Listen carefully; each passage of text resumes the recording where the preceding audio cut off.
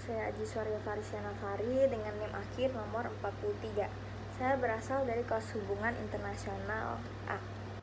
Hari ini saya mau bahas nih gimana ekonomi Indonesia beberapa tahun kebelakangan ini.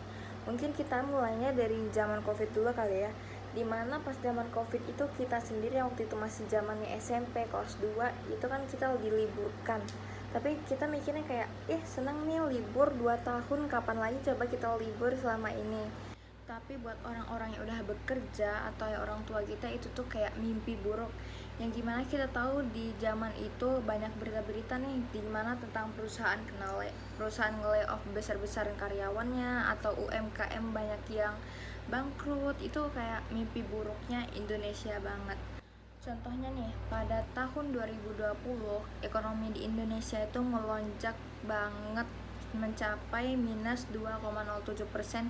Itu lebih pertumbuhan negatif pertama setelah moneter tahun 98. Karena penurunan ekonomi yang terjadi di Indonesia ini, Bank Indonesia menurunkan suku bunga acuan dan menyediakan likuiditas untuk menjaga stabilitas sistem keuangan. Jadi hasilnya pada tahun 2021 pertumbuhan ekonomi Indonesia itu meningkat sebesar 3,69%, lalu tahun 2002 meningkat lagi menjadi 5,31%. Walaupun pada tahun 2019 kita itu dilanda sama wabah yang namanya Covid, tapi tidak bisa dipungkiri sebenarnya di tahun itu ada nih satu hal yang sangat berguna sampai kita gunakan sekarang, yaitu QRIS. Jadi tahun 2019 QRIS itu diperkenalkan di Indonesia. Dan dengan adanya QRIS ini, transaksi yang kita lakukan itu lebih cepat, lebih efisien, dan lebih aman untuk dilakukan. Apalagi sekarang kan kita ini kayak malas megang cash, jadi kita kayak tinggal scan gitu. Ada big news lagi nih buat kalian orang-orang yang malas banget megang cash, yaitu QRIS sekarang sudah bisa digunakan di Thailand, Malaysia, dan Singapura. Lalu rencananya pada 17 Agustus 2025 nanti QRIS juga bisa digunakan di Jepang dan Cina sebagai sistem pembayarannya.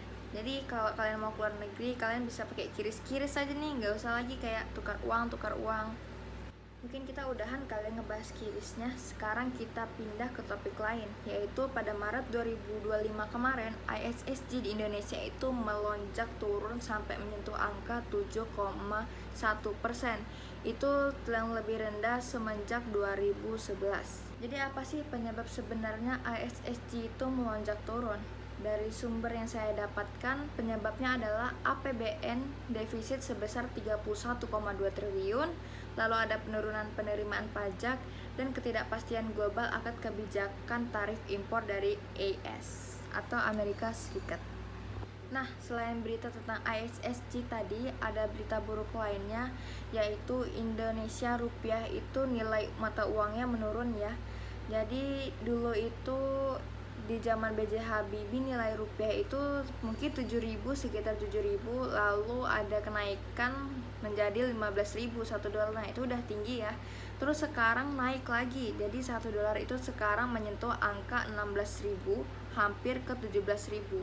Mungkin bagi beberapa orang turunnya nilai tukar rupiah ke dolar itu nggak seberpengaruh itu, tapi sebenarnya ini sangat berpengaruh ke kehidupan kita guys. Misalnya itu harga barang impor itu naik, dimana kita yang sering belanja online dari luar nih, misalnya mungkin dari kayak AliExpress atau Amazon, itu yang awalnya harganya udah mahal nih ya, terus tiba-tiba dengan nilai tukar rupiah ini menurun, itu tuh makin naik lagi harganya. Jadi kayak kita nggak bisa belanja lagi guys. Nah, terus contoh lain melemahnya mata uang rupiah di luar negeri itu adalah investor itu tidak mau menyumbang lagi di negara kita.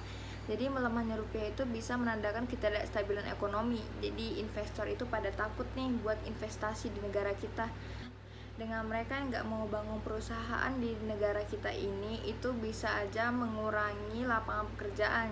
Jadi buat orang-orang yang mencari lapangan pekerjaan itu bakal lebih sulit lagi ke depannya. Mungkin segitu dulu buat video hari ini. Saya mohon maaf jika ada kesalahan kata maupun perbuatan atau perilaku yang saya lakukan selama video ini, dan jika ada salah informasi yang saya berikan, saya meminta maaf sebesar-besarnya. Sekian dari saya. Terima kasih sudah menonton.